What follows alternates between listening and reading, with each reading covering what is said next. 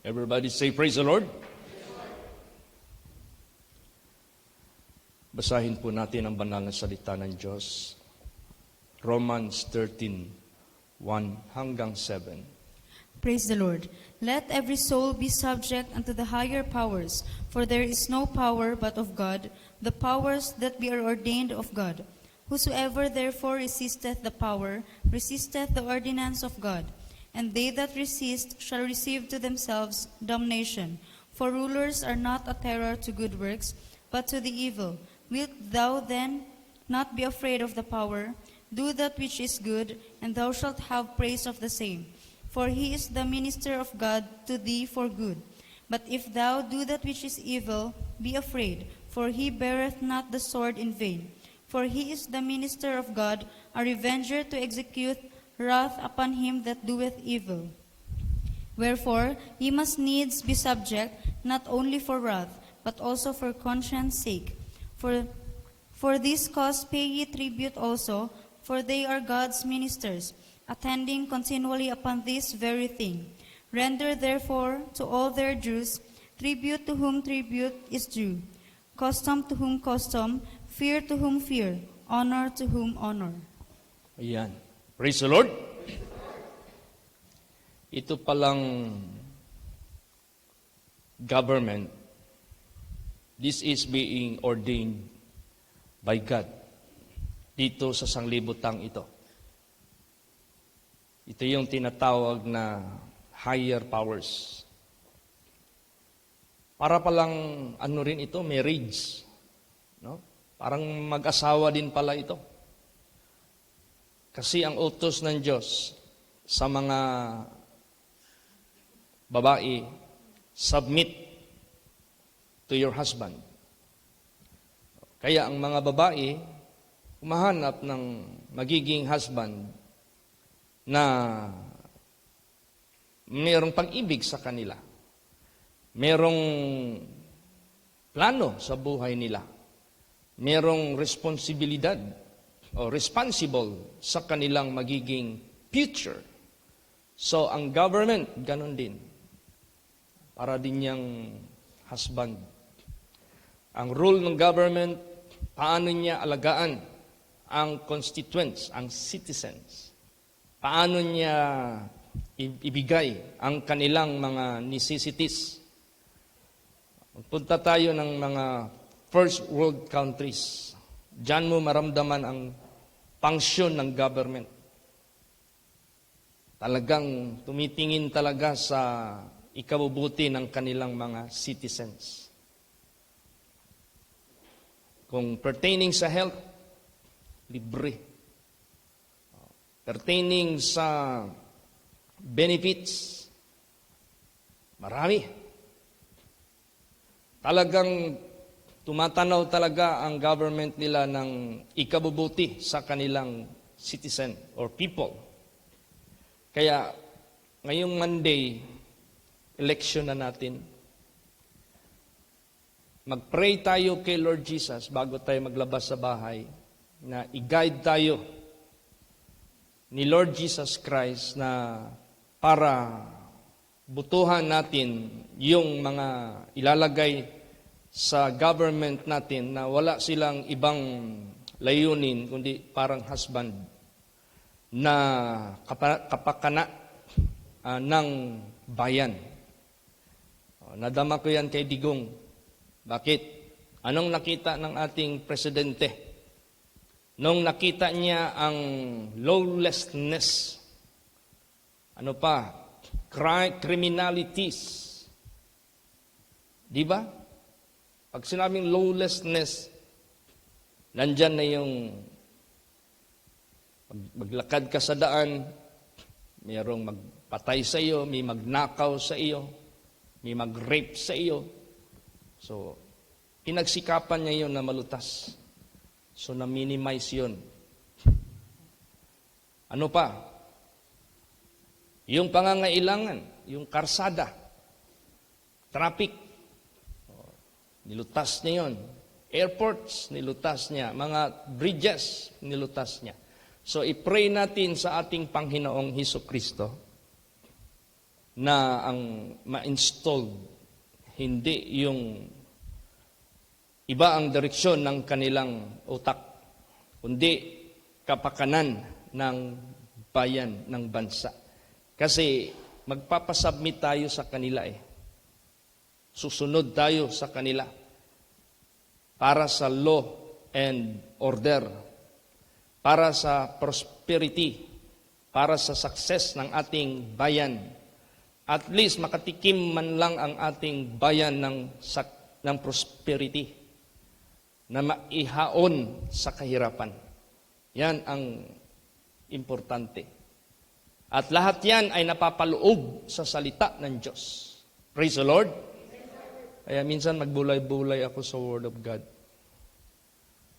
Sabi sa akin ng attorney, ang batas sa mundo, nag-derive yan o nag-originate yan sa divine law. Divine law. Batas ng Diyos. So nagsanga-sanga na lang yan. Pero ang original na basihan ng batas na ginagawa sa mundo ay batas ng Diyos na ginawa niya sa langit at dito sa lupa. Kaya itong government, tatag yan ng Diyos. Kaya kinakailangan natin ayusin, maghingi tayo ng guidance kay Lord Jesus na ang bubutuhan natin parang husband natin na magtingin sa ating ikaginhawa. Magtingin sa atin. Tulad niyan dito. Kailangan natin ng enough supply ng tubig. Saan tayo lalapit? Sa gobyerno. Barangay. Sir, can we have request na ang Davao City Water District maglagay na ng main line sa aming vicinity? Kasi na-request na raw yan noon. Dapat na raw yan natapos na. Pero wala tayong shortage dito. So ang trabaho ng government is to facilitate lahat ng mga request ng publiko. Kaya pag maganda yung gobyerno natin, maganda ang magiging buhay ng Pilipino. Praise the Lord. Yan ang i-pray natin. Kasi ordained yan ng Diyos. Ano yan ng Diyos? Kanya yan Basahin natin pa. Titus 3:1. Praise the Lord. Put them in mind to be subject to principalities and powers, to obey magistrates, to be ready to every good work. Pinapalalahanan. Put them in mind to be subject to principalities and powers, to obey magistrates, to be ready to every good work.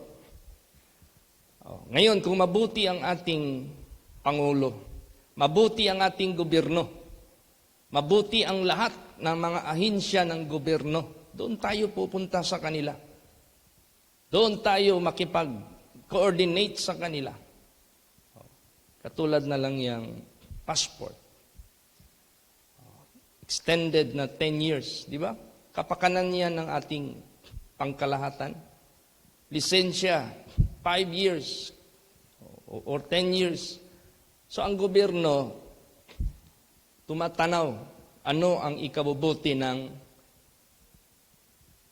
publiko. Yun ang gobyerno. Yun ang role ng gobyerno, parang husband. Yan yung magte-take care ng pamilya. Yan yung magte-take care ng kinabukasan na hindi maghihirap ang kanyang pamilya. Kaya we are being reminded to subject. Mag-subject tayo sa principalities, powers, obey magistrates, to be ready to every good work. Kasi walang ibang iisipin yung government natin, kundi gagawa ng proyekto, gagawa ng batas sa ikabubuti ng tao sa ating bansa. OFW, gumawa ng hospital para meron sila matatakbuhan. Kapakana yan ng OFW. OFW, gumawa ang government ng office, one stop. Anong one stop? Nandiyan na lahat. OWA, nandyan na lahat. DFA, lahat pag hindi na sila maghirap pa. Yan ang gobyerno. Kaya, yan ang i-pray natin na mas lalo pa mapaganda ang takbo ng ating bansa. Kasi nandito tayo inilagay ng Diyos sa Pilipinas. Kailangan natin i-pray ang Pilipinas na magkaroon tayo ng leader or mga leaders na maghahandle sa government na inordain ng Diyos para gagawin nila ang kanilang rule sa kapakanan ng bayan, ng bansa, ng mga tao. I-pray natin yan. Importante yan. Alam nyo, habang nagkaroon tayo ng maturity, so like in my part, wala pa akong idea what is really government, what is really president, ganun, kung ano-ano. Wala akong idea. Ngayon, habang lumalalim tayo ng lumalalim sa salita ng Diyos, nakikita ko, ordained by God pala ito. Commandment pala ito ng Diyos.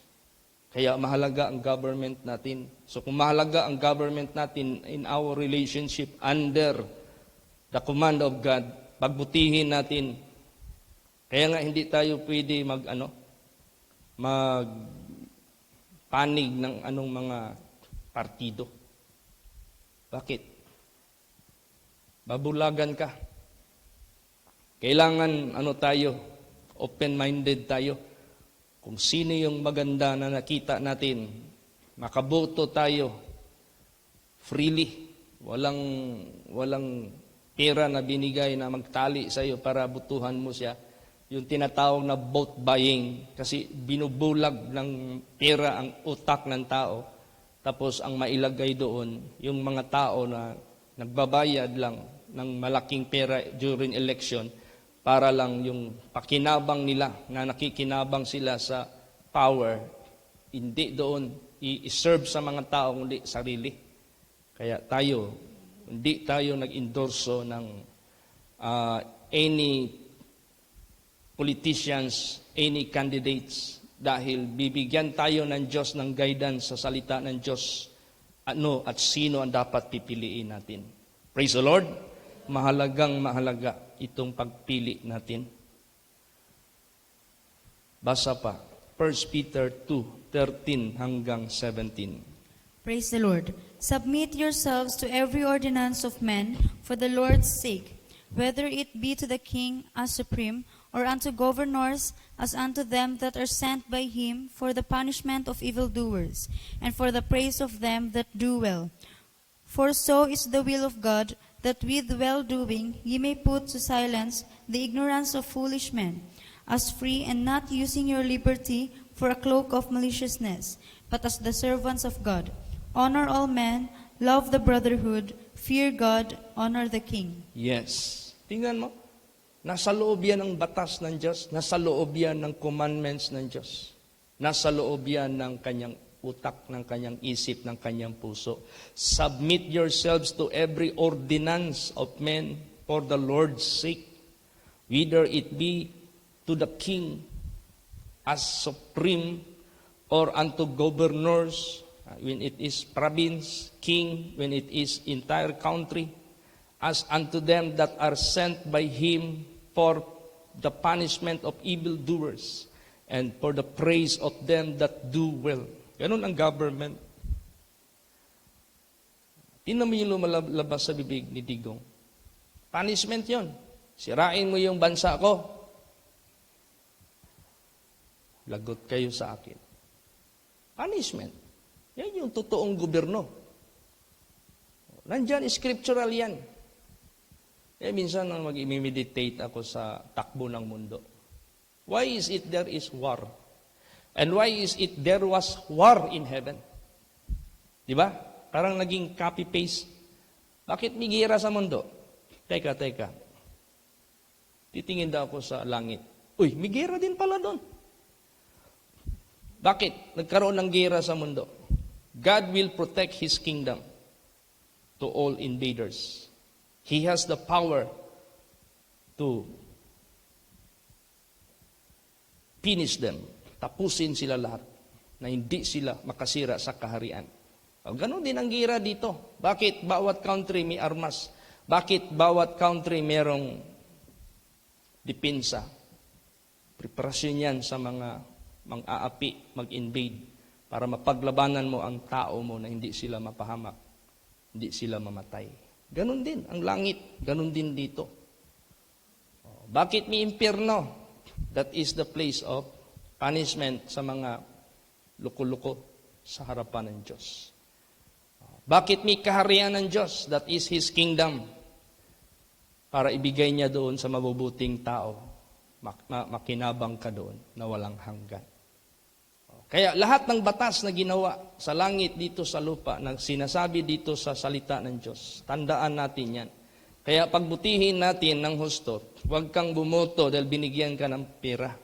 Mabubulag ka sa pera. Huwag. Bumoto tayo according sa konsensya natin na nakita natin karapat-dapat sila na nagmamahal sa ating bayan. Di ba merong barangay election? Yan ang pinaka-smallest election. Tapos dito na sa province, gobernador, papunta ng city, mga mayors, hanggang congressman or representatives, tapos senators, then vice president, then president. Yan ang yung pinaka-highest office of the land. So, i-pray natin ito. Mahalaga yung rule nila, mahalaga din tayong magpasakop sa kanila. Huwag tayong mag-adapt ng rebellion. May mga simbahan kasi ngayon, nagtatago ng mga rebellion, ng mga rebelde. Huwag nating gawin yan. Kasi labag yan sa batas ng Diyos. Praise the Lord. Huwag tayong magmarcha-marcha dyan, mag-strike dyan, huwag nating gawin yan. And you are shouting against the government, huwag. Kaya ngayon election, this is the best time to choose, to elect worthy officers, worthy public servants. Kasi malaking epekto yan sa ating buhay. Buhay dito, buhay sa espiritual. Kaya ang Diyos nagbigay ng ordinance talaga. For so is the will of God, that with well-doing ye may put to silence the ignorance of foolish men, as free and not using your liberty for a cloak of maliciousness, but as the servants of God, honor all men, love the brotherhood, fear God, honor the king. Praise the Lord. So, kaya, utos talaga ng Diyos yan. I-pray talaga natin yan sa ating Panginoong Kristo. Ang objective ng gobyerno, iahon ang mga pobre sa kahirapan. Ang objective ng gobyerno, bigyan ng mga facilities. Ang walang kalsada, lagyan ng kalsada. Ang walang tulay, lagyan ng tulay. Lahat ang gustong mag-abroad, gawa ng batas na hindi apihin doon, lagyan ng batas, kung maaari, bigyan ng bracket ng sweldo na ibibigay. Pag hindi mabigay ng ibang bansa, hindi kami magpadala dyan, para hindi maging kawawa yung ating mga. Yan ang trabaho ng gobyerno. Arugain yung komunidad. Basahin natin. 1 Samuel 2:8. Praise the Lord. He raiseth up the poor out of the dust, and lifteth up the beggar from the dunghill, to set them among princes, and to make them inherit the throne of glory. For the pillars of the earth are the Lord's, and He hath set the world upon them. Yes. Di ba unang-unang sinabi ng Diyos sa tao, I will give you dominion over the earth and over all the moving creatures. Yung lumilipad, yung lumalakad sa yung lumalangoy sa ilalim ng tubig, isda. Lumilipad mga ibon, lumalakad all kinds of animals. I will give you dominion over them. So, that is for our profit, for our gain, for our privilege, because they are food, they are shelter, they are clothes, they are our sustenance, itong binigay ng Diyos sa atin. Kaya importante, magkaroon ng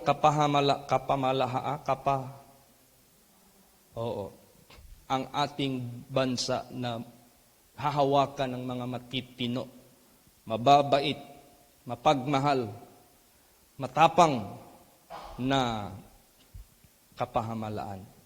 Yan ang description ng gobyerno dito. They are terror to the evildoers, but they are helpers to the good people. Yan ang ibig sabihin. Praise the Lord. Yan yung nakuha ng ating presidente. Kaya tuwing magbisita dyan sa cancer center, kita mo talaga, hinahalikan niya talaga yung mga cancer patient dyan, ng mga bata. Umiiyak talaga yan. Pag mayroong mga wounded na mga sundalo, bisitahin talaga yan sa ospital. Yakapin niya talaga yan, i-comfort niya. Yan yung presidente talaga na matatawag natin na ang isip para sa mga mabubuting tao, talagang lubos ang kanyang pagmamahal. Pero pag masama ka naman, terror siya. Yan ang government. Yan ang government. Yan ang rule ng government. Kahit ang Diyos, terror man Diyos. Huwag kang matakot sa Diyos, gumawa ka ng kalukuhan, terror siya. Imagine, ipapanis ka ng walang hanggan. Kaya ba magawa ng sinong tao dito? Wala. Diyos lang makagawa niyan. Kaya nga, ang Diyos, tinaguri ang fiery, He is like a consuming fire. Terror siya sa mga masasama. Kaya siya yung naggawa ng government sa langit na hindi mabumove. Siya din yung gumagawa ng government dito sa mundo. Kaya let us have knowledge and understanding about the laws of God, yung mga batas ng Diyos. Praise the Lord. Ganun po yan. So, anumang government or power na itatayo sa sanglibutang ito, kailangan, kasi sa atin kasi binigay yung ang karapatan, katungkulan, kakayahan na pumili ng ating leader. Nasa kamay natin yan kung sino. Kung mabuting leader ang mahalal at manalo, mas maraming mabuting matino na tao sa Pilipinas. Pero pag masama ang leader ang mahalal, ibig sabihin yan, mas maraming masamang tao ang Pilipinas. Majority, silang nanalo Kaya yan ang i-pray natin kay Lord Jesus na ma-enlighten ang mga Filipino people sa tamang pamamaraan. Praise the Lord. Basahin natin Psalm 62:11. Praise the Lord. God hath spoken once, twice have I heard this, that power belongeth unto God. Yes. Anong kapangyarihan na nandyan sa Diyos? Basa. Proverbs 8:18 and 16. Praise the Lord. By me kings reign, and princes decree justice. By me princes rule, and nobles, even all the judges of the earth. Yes. How can a king reign without God? He cannot do it by himself. He has no ideas and wisdom paano niya patakbuhin ang kanyang country. By God yan. Yung wisdom niyan, galing yan sa Diyos. Praise the Lord. By me kings reign and princes decree justice. By me princes rule and nobles, even all the judges of the earth. So, lahat ng kapangyarihan belongeth to the Lord. What power? Nandyan sa Kanya, power to install kings. Ano pa? Power to uninstall also.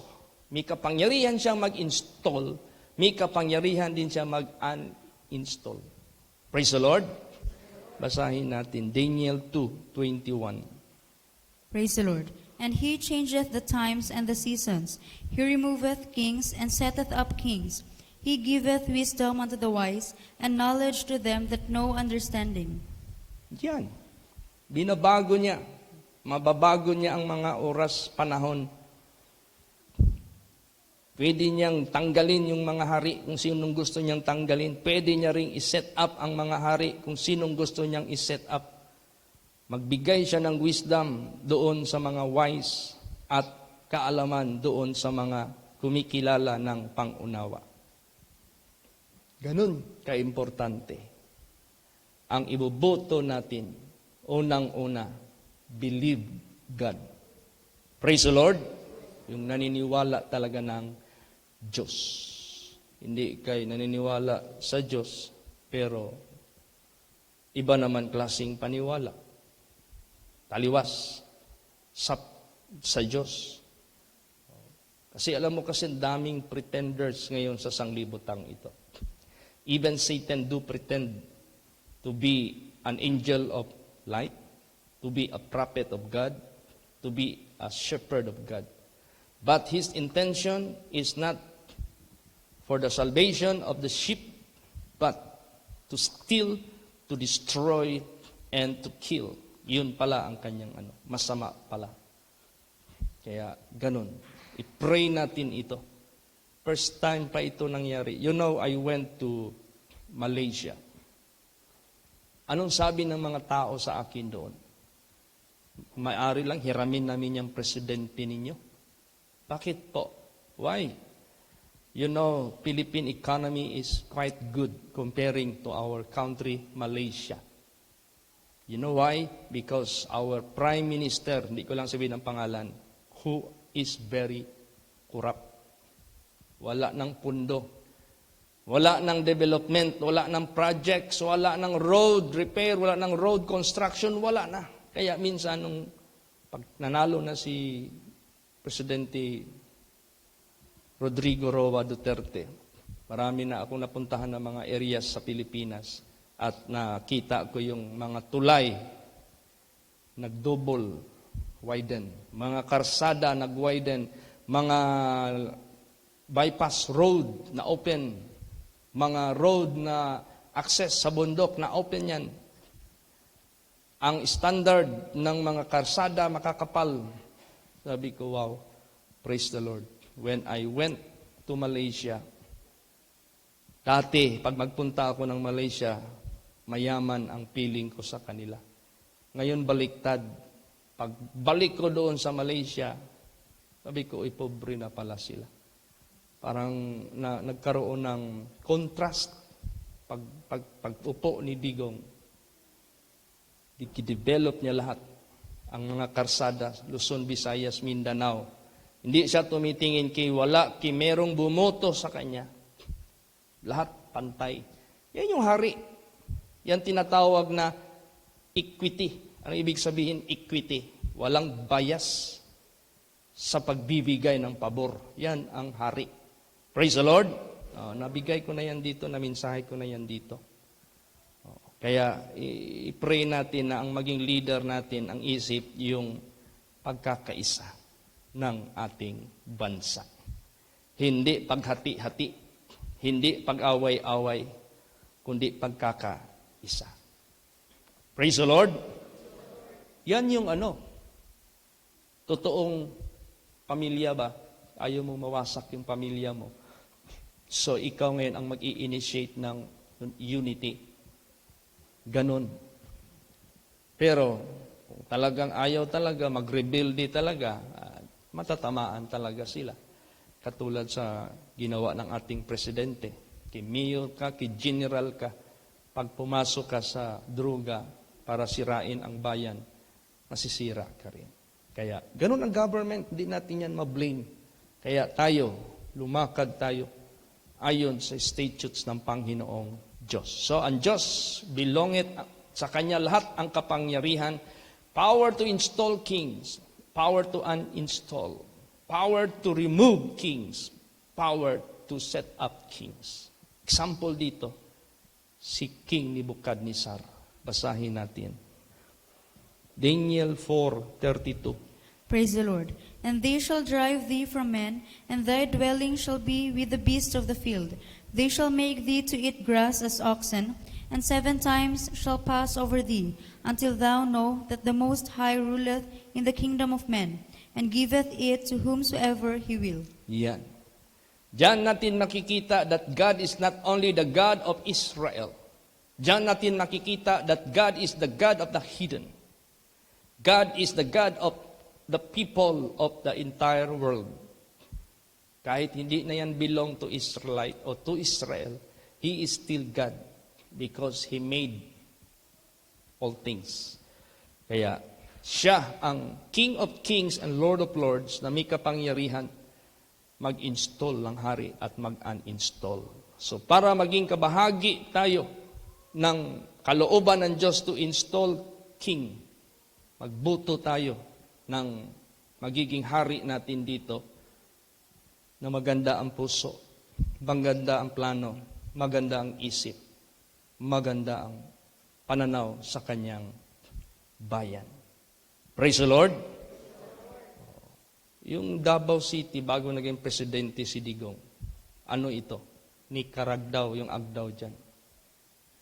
Grabe ang ano dyan, patayan dyan. Ano pa? Ako, saksi mismo ako. Because at that time, I was vendor. Vendor ako noon dyan sa San Pedro.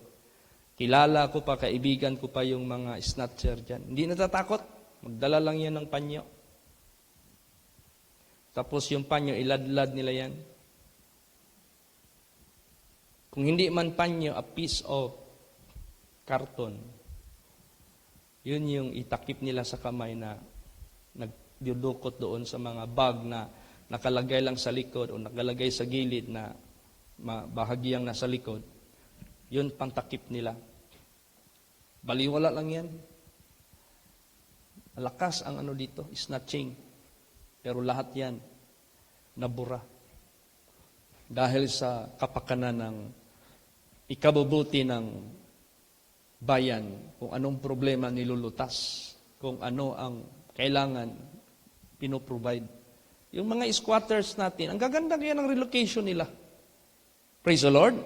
So ibig sabihin yan, ang gobyerno tumatanaw talaga sa kaayusan ng ating bayan. Kaya itong sumusuporta na mga politisyan na sa advocacy at legacy ni Digong, yun ang suportahan natin kasi siya yung nakita natin na gumanap sa totoong gobyerno.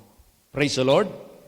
Basa pa Matthew 6:13. Praise the Lord. And lead us not into temptation, but deliver us from evil. For thine is the kingdom, and the power, and the glory forever. Yan. Huwag mo kaming ihatid sa tukso. Ligtasin mo kami sa lahat ng masasama.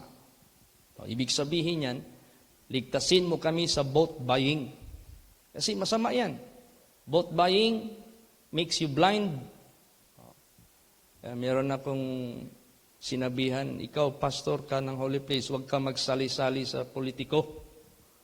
Huwag ka maghingi-hingi doon, huwag kang maghabol-habol sa mga politiko. Kasi hindi yan katungkulan ng pastor. Ang katungkulan ng pastor, hindi pumipili ng politiko kung sino ang kanyang papanigan, kundi ang papanigan niya yung gumagawa, acceptable in the eyes of God. Pag gumawa ng masama, reject. Ay kung magsama-sama ka doon, ano yung masamang gawa nila? Nakabenefit ka ngayon sa pera nila, hindi mo na sila masasaway. Hindi mo na sila mareprimand.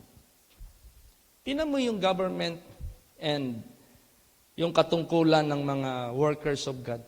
Sino ang nag-reprimand sa mga hari? Di ba prophet of God? Praise the Lord. So tayo na mga lingkod ng Diyos, may karapatan tayong mag-rebuke sa mga hari dito sa mundo. In the name of God, ha? Kasi we are servants of their kings. Ngayon, kung ano ka, may kinikiling-kilingan ka ngayon, paano mo sila masaway? Naka-benefit ka ngayon sa pera nila. Hindi pwede. Alam mo kasi, ang government, walang ibang trabaho yan.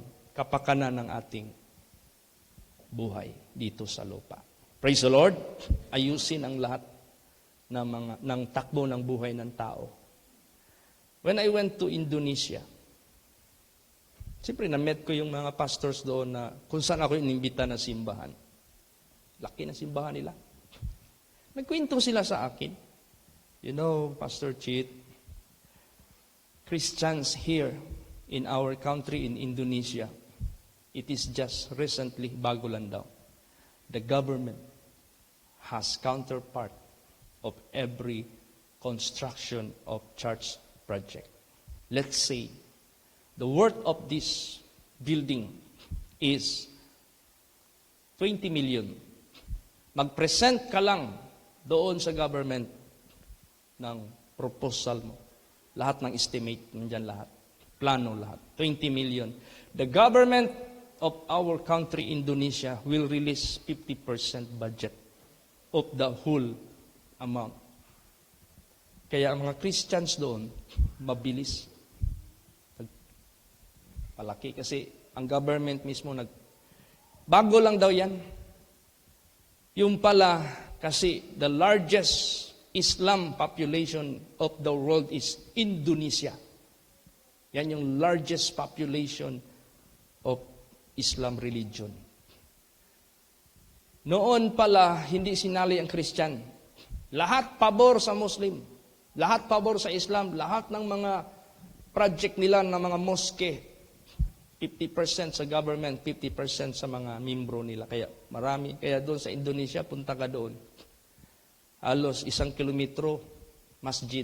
1 kilometro, masjid. 1 kilometro, masjid. 1 kilometro, masjid. Puro masjid. Anong masjid? Yun yung Islamic church nila. Walang problema sa budget eh. Ngayon, siguro nag-react yung Christian. O di na gawa ng batas. Kasali na ngayon ang Christian. Kaya kung meron tayong magandang gobyerno, maganda ang pamalakad, tayo na mga manggagawa sa gawain ng Diyos, malaki kaya ang contribution natin sa publiko na yung mga taong lasinggo mabago, yung mga taong mga loko-loko mabago, yung mga addict mabago. O di malaking contribution natin sa public service. Di ba, hindi nyo ba alam public service itong ginagawa natin? Praise the Lord. O, kailangan ni-support ang government nito legally. Batas yan, hindi yung maghihingi ka doon para lang sila butuan. Hindi. That is batas. Kaya sabi ko, ganda pala itong Indonesia. Why not? Hindi ito nagagawa ng Pilipinas. Siguro kung meron din tayong magandang gobyerno dito, malamang darating tayo sa ganon na sitwasyon. Praise the Lord. Kaya ganon. Doon ko ba nadama? Punta ako ng Canada. Anong kaayusan doon? Sa government na ginagawa doon. Daming benefits. Tulad niyan. Yung trabahante nag-positive sa COVID. Siyempre, hindi mo yan patrabahuin. Ang gobyerno magbigay ng budget sa'yo. Yun ang gobyerno. Hindi wala ka na ng trabaho, may sakit ka na nga, wala ka pang support sa pagkain mo, lalo ka mahirapan. Pero ang gobyerno, mayroong batas. Okay, nag-positive ka sa COVID, hindi ka na makatrabaho. Kahit ubo-ubo lang, positive ka, never mind. We will not wait until you will be sent in ICU. We will answer all your salary na hindi mo natrabahoan. May salary ka pa rin matanggap mula sa government. Ang ganda. Ang government tumitingin talaga yan sa ikabubuti ng constituents niya. Kaya pag meron tayong magandang mga leaders, madama natin ang kasaganahan. Yung binasa kanina. Ano yun? He raised up the poor out of the dust. He lifted up the beggar from the dunghill to set them among princes, to make them inherit the throne of glory. For the pillars of the earth are the Lord's, and He hath set the world upon them. O ibig sabihin yan, ayaw ng Diyos na may maghihirap sa tao.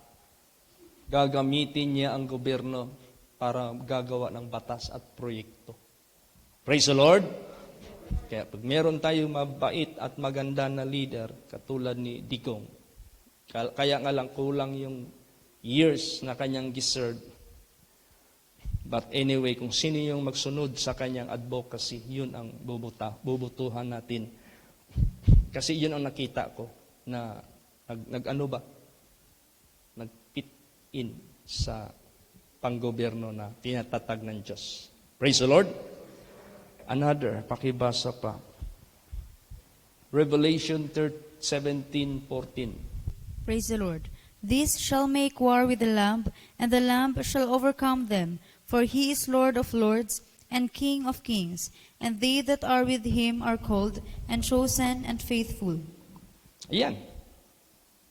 This shall make war with the Lamb. Sino itong mag-make war? Yung mga rebellious, angels. And the Lamb shall overcome them, for he is the Lord of lords and King of kings. Kaya nalaala ko, bakit nagkaroon ng martial law panahon ni Marcos? Dahil merong gustong magtapol sa government. Gusto nilang bagsakin ang gobyerno. Kaya, nag-martial law siya to protect the government. Ganon din ang Diyos. Bakit nagkaroon ng war doon sa langit? Gustong itapol ang kanyang trono. Talagang anuhin niya talaga yan. Gagawa niya talaga yan ng martial law din. Gagamitan niya yan ng mga pwersa doon sa langit. Nandyan si Michael the Archangel, nandyan yung lahat ng mga pwersa ng Diyos. Sige, taluhin niyo sila. Kaya sinabi dito, this shall make war with the Lamb, and the Lamb shall overcome them. For the Lord, He is Lord of lords and King of kings, and they that are with Him are called, chosen, and faithful. Panig tayo sa Diyos. Huwag tayong pumanig sa mga rebelde. Praise the Lord! Kasi dapat ang mga Pilipino, kung sino yung mananalo, suportahan. Hindi kayo magrebelde ka pa rin. Gagawa ka pa rin ng hakbang.